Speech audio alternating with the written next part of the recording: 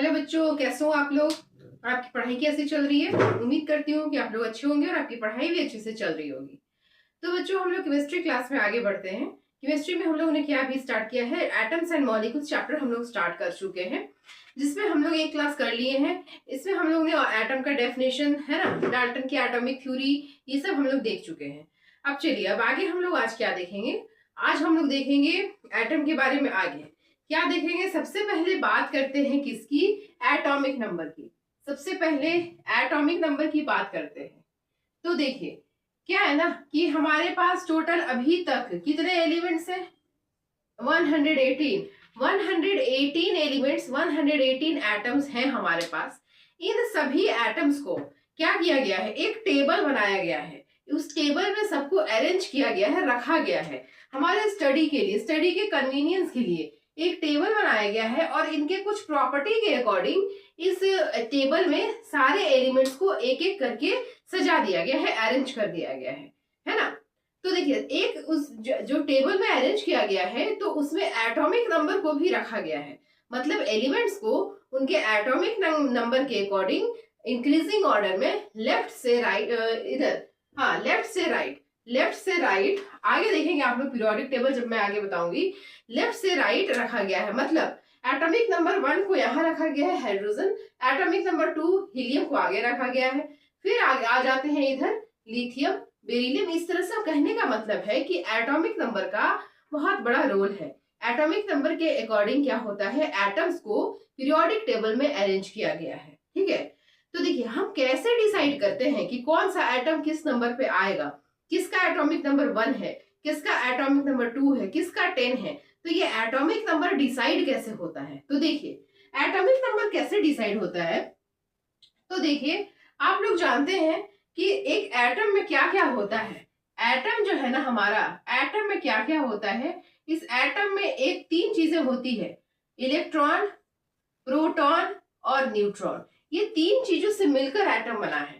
Atom के अंदर ये 3 चीजें होती हैं, इलेक्ट्रॉन, प्रोटॉन और न्यूट्रॉन। ये तीनों एटम के अंदर रहता है।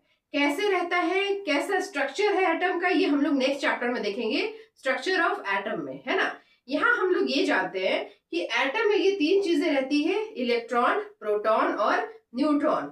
इलेक्ट्रॉन क्या है, चार्ज पार्टिकल है। इसके ऊपर निगेटिव चार्ज होता है, प्रोटॉन के ऊपर पॉजिटिव चार्ज होता है और न्यूट्रॉन के ऊपर कोई चार्ज नहीं होता। न्यूट्रॉन जो है ना हमारा, वो चार्जलेस पार्टिकल है ना, न्यूट्रल है। न्यूट्रॉन जो है वो न्यूट्रल है, उसके ऊपर कोई चार्ज नहीं होता। तो ये 3 चीजें रहती है किसमें, एटम में। ठीक है, अब देखो इन तीन चीजों में क्या होगा कि अब ये 3 जो कंस्टिट्यूएंट पार्टिकल्स है एटम का, इस तीनों में यहाँ जो सेंटर है ना एटम का, ये सेंटर में रहता है कौन, प्रोटॉन और न्यूट्रॉन। प्रोटॉन और न्यूट्रॉन जो है ना वो स्टेबल रहता है, अपनी जगह से हिलता डुलता नहीं है। लेकिन जो इलेक्ट्रॉन है ना वो घूमते रहता है पूरे एटम में, है ना। कैसे घूमता है, क्या घूमता है, ये सब आगे बताया जाएगा, बस आप बेसिक इंफॉर्मेशन समझो। इलेक्ट्रॉन मूव करता है, जबकि proton and neutron remains stable at the centre of atom, है ना, जिसको कि हम लोग क्या कहते हैं, न्यूक्लियस भी कहते हैं। ठीक है, एटम के सेंटर में न्यूक्लियस होता है। तो प्रोटॉन और न्यूट्रॉन जो है वो स्टेबल होता है। आप देखो एटम का जो नंबर है हम लोग कैसे डिसाइड करते हैं, एटॉमिक नंबर। अगर हम एक न्यूट्रल एटम को लें, इन अ न्यूट्रल एटम, न्यूट्रल कहने का मतलब कि उस एटम के ऊपर कोई चार्ज नहीं है। न्यूट्रल कहने का मतलब जैसे सोडियम लिख दिए, इसके ऊपर में कोई चार्ज नहीं है, प्लस माइनस कुछ भी नहीं है, तो ये क्या हो गया, न्यूट्रल हो गया। कोई भी न्यूट्रल एटम में, जैसे सोडियम है, सोडियम में क्या है कि इसका एटॉमिक नंबर हमको पता है कि 11 होता है। इसका एटॉमिक नंबर 11 होता है, कहने का मतलब इसमें प्रोटॉन का नंबर कितना है, 11। ये न्यूट्रल है तो इसमें इलेक्ट्रॉन का भी नंबर कितना है, 11, है ना। तो और प्रोटॉन पे चार्ज प्लस में, इलेक्ट्रॉन पर चार्ज किस में, माइनस में। तो देखो, और जब यही सोडियम आयन में चेंज हो जाएगा, क्योंकि हम अभी क्या बोले, इलेक्ट्रॉन मूव करता है, तो इलेक्ट्रॉन बाहर भी जा सकता है एक एटम से, उस एटम को छोड़ के दूसरे के पास भी जा सकता है, और कोई दूसरा एटम और बाहर से इलेक्ट्रॉन को एक्सेप्ट भी कर सकता है। तो जब भी इलेक्ट्रॉन बाहर जाएगा या कोई दूसरा एटम इलेक्ट्रॉन को एक्सेप्ट करेगा, तो जिससे बाहर जाएगा, जैसे सोडियम से इलेक्ट्रॉन बाहर गया, तो सोडियम में इलेक्ट्रॉन का नंबर क्या हो जाएगा, कम हो जाएगा। जैसे सोडियम अगर एक इलेक्ट्रॉन बाहर भेज देता है, किसी को दे देता है, तो सोडियम में इलेक्ट्रॉन का नंबर कितना हो गया, 10 हो गया। ठीक है, लेकिन क्या प्रोटॉन का नंबर चेंज होगा, नहीं, सोडियम में प्रोटॉन कितने रहेंगे, 11 ही रहेंगे। प्रोटॉन का नंबर कभी भी चेंज नहीं होता, न्यूट्रॉन का भी नंबर कभी भी चेंज नहीं होता, इलेक्ट्रॉन का नंबर चेंज होता है। और इसी इलेक्ट्रॉन का नंबर चेंज होने की वजह से एटम के ऊपर क्या होता है, साइन आ जाता है, या तो पॉजिटिव का या फिर निगेटिव का। अब देखो यहाँ पर क्या आएगा, दोनों को करेंगे तो +1, यहाँ पे सोडियम पे हम प्लस दे दिए, जितना प्लस में चार्ज रहेगा, यहाँ पे प्लस सिर्फ लिखा हुआ है, मतलब कि सोडियम एक इलेक्ट्रॉन को रिलीज किया है, सिर्फ प्लस लिखा हुआ है, ये +1 को इंडिकेट कर रहा है, यानी सोडियम एक इलेक्ट्रॉन को रिलीज किया है। +2 रहेगा यानी कि 2 इलेक्ट्रॉन को रिलीज किया है, +3 रहेगा यानी कि 3 इलेक्ट्रॉन को रिलीज किया है। ठीक है, तो आप यहाँ देख लिए कि इलेक्ट्रॉन का नंबर फ्लक्चुएट कर रहा है, जबकि प्रोटॉन क्या है, कांस्टेंट है ना। तो किसी भी एटम का एटॉमिक नंबर उसके प्रोटॉन पर डिपेंड करता है। The atomic number of an atom is defined as the total number of proton present in that atom. उस एटम में कितना टोटल नंबर है प्रोटॉन का, जितना टोटल नंबर होगा प्रोटॉन का, वही क्या हो जाएगा, उस एटम का एटॉमिक नंबर होगा। चाहे वो एटम न्यूट्रल स्टेट में हो, चाहे वो एटम आयन के स्टेट में हो, उसका एटॉमिक नंबर चेंज नहीं करेगा। कहने का मतलब उसका प्रोटॉन का नंबर चेंज नहीं करेगा। ठीक है, सो समझ गया एटॉमिक नंबर के बारे में। Atomic number equals to the number of proton that is present in any atom.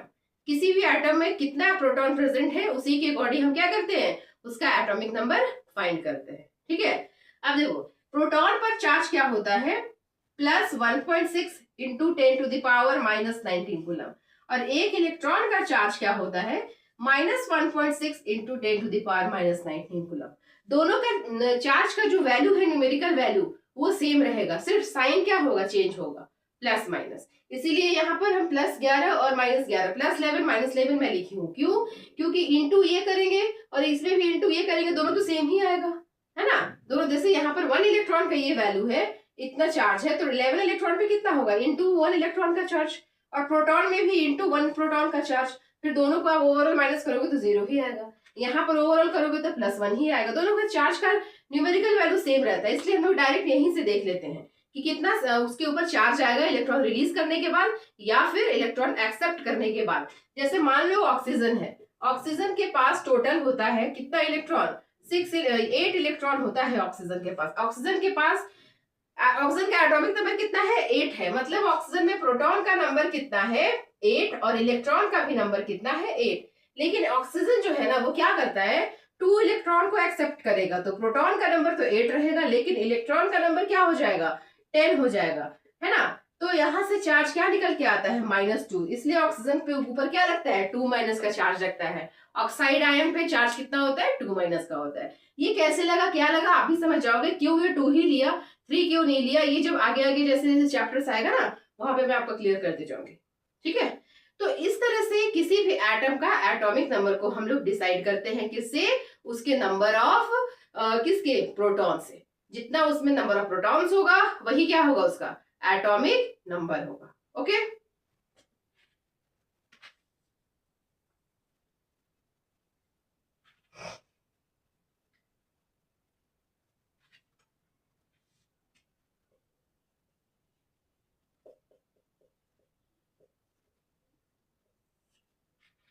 Next हम लोग देखते हैं मास नंबर। एक हो गया एटॉमिक नंबर, दूसरा हो गया मास नंबर। तो मास नंबर किसको कहते हैं, mass number of an atom is defined as the sum of total number of proton and neutron present in that atom. उस एटम में जितना प्रोटॉन का नंबर है प्लस उसी एटम में जितना न्यूट्रॉन का नंबर है, दोनों को हम प्लस कर देंगे, तो जो भी टोटल नंबर आएगा वो क्या कहलाएगा, उस एटम का मास नंबर कहलाएगा। जैसे mass number equals to sum of total number of protons plus total number of neutrons. मैंने आपको बता ही दिया है कि ये प्रोटॉन और न्यूट्रॉन कहाँ रहते हैं, सेंटर में रहते हैं। जैसे कि मैं लेती हूँ, अगेन सोडियम को ले लेती हूँ, सोडियम है, एटॉमिक नंबर इसका 11 है, मास नंबर इसका 23 है ना, इसका मास नंबर 23 है। अब देखिए बात करें यहाँ, तो सोडियम में इलेक्ट्रॉन कितना है, 11, प्रोटॉन कितना है, 11, और ये 23 जो है ना, ये 23 किसके बराबर है, P plus n, number of proton plus number of neutron, वो हो जाता है क्या, मास नंबर, है ना।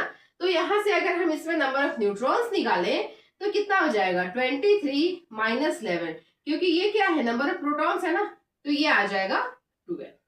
ठीक है, तो किसी भी एटम का अगर हमें एटॉमिक नंबर पता हो और मास नंबर पता हो तो हम क्या कर सकते हैं, उसमें कितने इलेक्ट्रॉन है, कितने प्रोटॉन है, कितने न्यूट्रॉन है, सारा कुछ निकाल सकते हैं। उस एटम का पूरा कैरेक्टरिस्टिक्स बता सकते हैं, ये मेटल है, नॉन मेटल है, कैसा बॉन्ड बनाएगा, आयनिक बनाएगा, कोवैलेंट बनाएगा, कैसा कंपाउंड बनाएगा, किसके साथ रिएक्ट करेगा, सारा कुछ बता सकते हैं। दो चीजें हमें पता होनी चाहिए, उसका एटॉमिक नंबर, उसका मास नंबर। ठीक है, तो इस तरह से हम लोग मास नंबर से क्या निकाले, इलेक्ट्रॉन, प्रोटॉन और न्यूट्रॉन तीनों का नंबर हम लोग कैलकुलेट कर लिए atomic number and mass number से। So mass number is defined as the sum of total number of protons and neutrons present in an atom. ये रहेगा आपका मास नंबर का डेफिनेशन। ओके, अब आप कोई भी एटम को उठा के उसमें कितने इलेक्ट्रॉन प्रेजेंट है, कितने न्यूट्रॉन प्रेजेंट है, कितने प्रोटॉन प्रेजेंट है, इजीली फाइंड कर सकते हैं। जैसे यहां पर अगर मैं एटम लिखूं, इधर number of electron, number of proton, number of neutron. Last class में मैंने क्या दिया था आपको, बोला था कि 1 से 20 तक आप लर्न रखना, क्योंकि यहाँ पे जरूरत पड़ेगी। ये होता है हाइड्रोजन, मैं सबका मास नंबर लिख रही हूँ, ऊपर में, नीचे एटॉमिक नंबर, ऊपर में मास नंबर। ठीक है, beryllium, boron, carbon, nitrogen, sodium खास। अब देखो इसमें इलेक्ट्रॉन कितना हुआ, न्यूट्रल एटम है ना, तो यहाँ नीचे नीचे देखो, जो नीचे नीचे में है ना, ये एटॉमिक नंबर है, मतलब नंबर ऑफ प्रोटॉन, और अगर एटम न्यूट्रल है तो यही नंबर ऑफ इलेक्ट्रॉन भी हो जाएगा। Hydrogen number of electron 1, number of proton 1, helium number of electron 2, number of proton 2, lithium number of proton electron 3, proton 3, beryllium number of electron 4, number of proton 4, boron number of electron 5, proton भी 5, carbon 6, इधर भी 6, nitrogen इधर 7, इधर भी क्या 7। ठीक है, अब नंबर ऑफ न्यूट्रॉन, अगर न्यूट्रॉन्स निकालना हो तो क्या करेंगे, यहां से यहां माइनस करेंगे, 1 माइनस 1। हाइड्रोजन में कोई न्यूट्रॉन नहीं होता, हाइड्रोजन में एक भी न्यूट्रॉन नहीं होता। ठीक है, देख लो आप, 1 माइनस 1 करके 0 आएगा। हीलियम में कितना आएगा 2, लिथियम में कितना आएगा, माइनस करते जाओ, इससे इसको मास नंबर से एटॉमिक नंबर को, तो नंबर ऑफ न्यूट्रॉन्स आ जाएगा, है ना। बेरिलियम में कितना आ जाएगा 5, बोरॉन में कितना आ जाएगा 6, कार्बन में कितना आ जाएगा 6, नाइट्रोजन में कितना आ जाएगा 7। तो इस तरह से करके हम क्या कर सकते हैं, सभी एटम्स में कितने इलेक्ट्रॉन है, कितने प्रोटॉन है, कितने न्यूट्रॉन्स है, निकाल सकते हैं। ठीक है, तो यहाँ मैंने 7 तक कर दिया है। आगे मैं एटॉमिक नंबर लिख दे रही हूँ एटम का, और एटम्स लिख दे रही हूँ, आप उसको घर में खुद से करना। ऑक्सीजन, ऑक्सीजन के बाद fluorine, then neon, sodium, magnesium, aluminium, silicon, phosphorus, sulphur, chlorine. Chlorine का एटॉमिक नंबर 17 और मास नंबर 35 होता है। क्लोरीन का एटॉमिक मास होता है 35.5, एटॉमिक मास मैं आपको बताऊंगी आगे। एटॉमिक मास कैसे हुआ 35.5 ये भी मैं आपको दिखाऊंगी। तो क्लोरीन का atomic mass will be 35.5 but mass number of chlorine will be 35। Then chlorine के बाद क्या आ जाएगा, आर्गन, आर्गन हो जाएगा आपका 18, 36, पोटाशियम 19, 40 ले लो, कैल्शियम 20, 40, चलो अब इसको भी 40 ले लो, है ना। मैं आगे बताऊंगी कि वो मैं 36 नहीं ली। ठीक है, तो इस तरह से ये 68 से लेकर 20 तक के एलिमेंट्स में यहाँ पे लिख दी हूँ एटम्स। उसका एटॉमिक नंबर भी पता है आपको, और ऊपर में मास नंबर भी लिखा हुआ है। यहाँ से आप इलेक्ट्रॉन, प्रोटॉन, न्यूट्रॉन खुद की कॉपी में जैसे यहाँ तक आप कर लेना, देख के समझ के, बाकी वो खुद से करके ट्राई करना। ठीक है, तो इस तरह से हम लोगों ने क्या क्या देखा, एटॉमिक नंबर देखा, मास नंबर देखा। एटॉमिक नंबर से क्या निकालते हैं हम लोग, किसके इक्वल होता है, नंबर ऑफ प्रोटॉन्स के इक्वल। मास नंबर किसके इक्वल होता है, number sum of protons plus neutrons. Neutral atom है तो जितना उसमें प्रोटॉन उतना ही क्या होगा, इलेक्ट्रॉन है। अगर चार्ज एटम होगा तो फिर उसके अकॉर्डिंग, अगर कैटायंस होगा तो कैटायन में क्या होगा, पॉजिटिव चार्ज आएगा। कैटायन यानी कि पॉजिटिव चार्ज, यानी कि उसमें से इलेक्ट्रॉन बाहर चला गया है, यानी उसमें इलेक्ट्रॉन का नंबर कम हो जाएगा प्रोटॉन से। और अगर एनायन होगा मतलब निगेटिव चार्ज, यानी जैसे ऑक्साइड आयन में बताई थी आपको, यानी कि उसमें इलेक्ट्रॉन का नंबर क्या हो गया, ज्यादा हो गया, प्रोटॉन का नंबर कम हो गया। ठीक है, एक्चुअली प्रोटॉन का नंबर तो फिक्स ही रहता है किसी में भी, जैसे ऑक्सीजन में प्रोटॉन का नंबर 8, और अगर ऑक्साइड आयन की बात करें O2 माइनस, तो उसमें भी प्रोटॉन का नंबर 8, प्रोटॉन तो चेंज नहीं किया, लेकिन इलेक्ट्रॉन का नंबर क्या हुआ, कम ज्यादा हो गया। इसलिए हम लोग फिर प्रोटॉन को भी कंपेयर करते हैं कि प्रोटॉन इलेक्ट्रॉन से ज्यादा है या फिर इलेक्ट्रॉन से कम है। ओके, सो ये दो टॉपिक क्लियर हो गया होगा आपको, atomic number and mass number, है ना। एक चीज मैं आपको और यहाँ बताना चाहूंगी, आइसोटॉप्स। ठीक है, इसकी भी जरूरत पड़ेगी आइसोटॉप्स की हमें। आइसोटॉप्स क्या होता है, आइसोटॉप्स आर द सब्सटेंसेस, है ना, isotopes are the substances that have same atomic number but different mass number, है ना। Isotopes are the substances that have same atomic number but different mass number.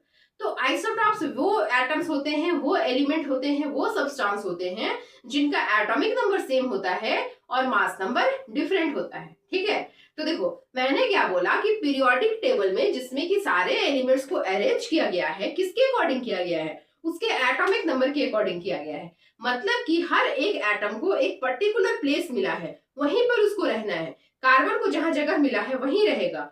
तो फिर जब मैं ये बोल रही हूँ कि same atomic number but different mass number, यानी कि अगर एटॉमिक नंबर 6 कार्बन का है तो हो सकता है कोई और का भी हो 6, है ना, हो सकता है ना कि किसी और का भी 6 हो, तभी तो होगा same atomic number different mass number.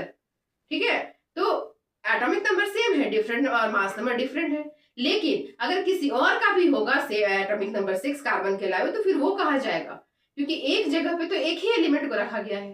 तो या तो वो पीरियोडिक टेबल का अरेंजमेंट गलत है, या तो आइसोटॉप्स का डेफिनेशन गलत है, हो सकता है ना, जबकि ऐसा नहीं है, पीरियोडिक टेबल का अरेंजमेंट भी सही है, आइसोटॉप्स का डेफिनेशन भी करेक्ट है। ठीक है, तो फिर कैसे हो गया सेम एटॉमिक नंबर, होता है। देखो जैसे बात करें कार्बन की, तो नेचर में क्या है ना, नेचर में जो भी कार्बन प्रेजेंट है तो सिर्फ एक ही फॉर्म में नहीं प्रेजेंट है, कुछ कार्बन आपको इस फॉर्म में मिलेगा C612, मतलब कि इस कार्बन का एटॉमिक नंबर 6 है, मास नंबर कितना है 12 है। फिर क्या होगा, कुछ कार्बन आपको ऐसे मिलेगा C613, मतलब इसमें क्या हो गया, एटॉमिक नंबर तो 6 ही रहा, कार्बन ही है, लेकिन मास नंबर क्या चेंज हो गया, 13 हो गया। कुछ कार्बन ऐसे मिलेगा C614, मतलब एटॉमिक नंबर तो 6 ही रहा लेकिन मास नंबर डिफरेंट हो गया। ऐसे ऐसे सारे एलिमेंट्स के अपने अपने, इसी को बोलते हैं आइसोटॉप्स। आइसोटॉप्स होते हैं, कोई भी एलिमेंट अकेले नहीं होता है, अपने साथ 2-3 साथी के साथ रहता है, वो ग्रुप में रहता है।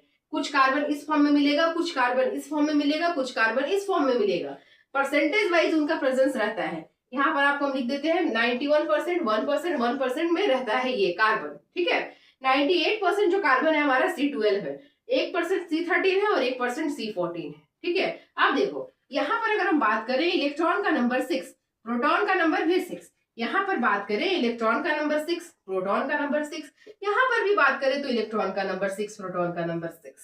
ठीक है, लेकिन यहाँ पर देखो न्यूट्रॉन कितना होगा, न्यूट्रॉन का नंबर 6, यहाँ न्यूट्रॉन का नंबर 7, यहाँ न्यूट्रॉन का नंबर 8, बस यहीं से शुरू होता है आइसोटॉप की कहानी। ठीक है, आइसोटॉप्स बना कैसे, ये तीनों एटम तो सेम है, कार्बन एटॉमिक नंबर भी सेम है, मतलब प्रोटॉन का नंबर भी सेम है, उसमें इलेक्ट्रॉन का नंबर भी सेम है, लेकिन इसमें न्यूट्रॉन का नंबर डिफरेंट हो गया। इस कार्बन के पास 6 न्यूट्रॉन है, इसके पास 7 न्यूट्रॉन है, उसके पास 8 ही न्यूट्रॉन है। न्यूट्रॉन का नंबर चेंज हो गया, जिस वजह से इसके मास नंबर चेंज हो गए, मास नंबर अलग अलग हो गया, लेकिन ये तीनों है क्या, कार्बन। इसी को बोला जाता है आइसोटॉप्स। यहाँ पर मैंने इसलिए ये बताया ना आपको कि इसकी जरूरत पड़ेगी, आगे मैं बताऊंगी इसका क्या सिग्निफिकेंस है, क्यों ये आइसोटॉप्स है तो क्यों जरूरी है, ये है तो फिर इसका यूज कहाँ होता है। आपके दिमाग में क्वेश्चन उठ सकता है कि ये आप बता रहे C12, C13, C14, तो पीरियोडिक टेबल में कौन से कार्बन को रखा गया है, वहां किसको रखा जाएगा, 12 को रखा जाएगा, 13 को कि 14 को, और कैसे रखा जाएगा, ऐसा तो नहीं किसी को उठा के रखेंगे, ऑब्वियसली नहीं रखेंगे, कुछ रूल्स होगा, कुछ रेगुलेशंस होगा, कुछ तरीके होंगे इनको रखने का। ठीक है, कि किस कार्बन को रखा गया है ना, तो ये मैं आपको आगे बताऊंगी। ठीक है, नेक्स्ट क्लास में मैं आपको बताऊंगी। तो आप यहाँ समझ गए isotopes. Isotopes are the substances or the elements or the atoms that have same atomic number but different mass number. Okay, and in isotopes, number of proton and number of electrons remain same, but isotopes contain different number of neutrons. That why they became isotopes. ठीक है, neutron का number change हो जाता है, इस वजह से ही वो क्या होता है, आइसोटॉप्स बन जाता है। बहुत सारे आइसोटॉप, सारे एलिमेंट्स, जैसे क्लोरीन का 2 आइसोटॉप, क्लोरीन का 2 आइसोटॉप होता है, ठीक है। क्लोरीन का एटॉमिक नंबर 17, एक आइसोटॉप 35 होता है, क्लोरीन का एक आइसोटॉप होता है 37, है ना। 2 आइसोटॉप होता है क्लोरीन का, ये होता है 75% और ये होता है 25%। मतलब कि परसेंटेज बताया जाता है कि अगर टोटल 100% कार्बन है, मिल रहा है अगर हमको नेचर में, तो 98% C12 ही मिलेगा। अगर हमको 100% क्लोरीन मिल रहा है तो 75% C35 ही मिलेगा। परसेंटेज वाइज उसका प्रेजेंस बताया जाता है, ठीक है। तो इस तरह से आइसोटॉप्स होते हैं, सारे एलिमेंट्स के आइसोटॉप्स होते हैं, है ना। आइसोटॉप्स नेचुरली भी होते हैं और आइसोटॉप्स सिंथेटिक तरीके से भी बनाए जाते हैं, आर्टिफिशियल एलिमेंट्स भी बनाए जाते हैं। उसी तरह से आइसोटॉप्स भी क्या होते हैं, आर्टिफिशियल तरीके से, सिंथेटिक तरीके से बनाए जाते हैं, ठीक है। तो ये समझ गए आइसोटॉप्स। आइसोटॉप्स का यूज आएगा, अभी आगे हम लोग पढ़ेंगे नेक्स्ट क्लास में एटॉमिक मास, वहां पर ये आइसोटॉप्स का यूज आएगा, तो आप इसको ध्यान रखना कि आइसोटॉप्स बोला किसको जाता है। ओके, तो आज का कॉन्सेप्ट क्लियर हो गया होगा, है ना, एटॉमिक नंबर, मास नंबर और आइसोटॉप्स के बारे में। कुछ भी डाउट हो आपको तो आप कमेंट करो, कहीं भी डाउट हो उस पर्टिकुलर पोर्शन को आप क्या करो, कमेंट में पूछो, मैं आपका डाउट क्लियर करूंगी, ठीक है। और आपको ये सब नोट्स भी मिलने वाला है, टेलीग्राम चैनल का लिंक डिस्क्रिप्शन में आ जाएगा, वहां से आप टेलीग्राम ऐप इंस्टॉल करके उसमें जाकर आप अपना हैंड रिटन नोट्स मिलेगा आपको, आप ले सकते हैं। ओके बच्चों, सो मिलते हैं हम लोग कब, नेक्स्ट वीडियो में मिलते हैं, है ना, नेक्स्ट क्लास के साथ, नेक्स्ट टॉपिक के साथ। तब तक आप वीडियो देखिए, लाइक कीजिए, शेयर कीजिए और सब्सक्राइब भी कर लीजिए ताकि वीडियो जल्दी से जल्दी आप तक पहुंच जाए, ठीक है। सो बच्चों, हम लोग मिलते हैं नेक्स्ट क्लास में। Thank you, have a nice day.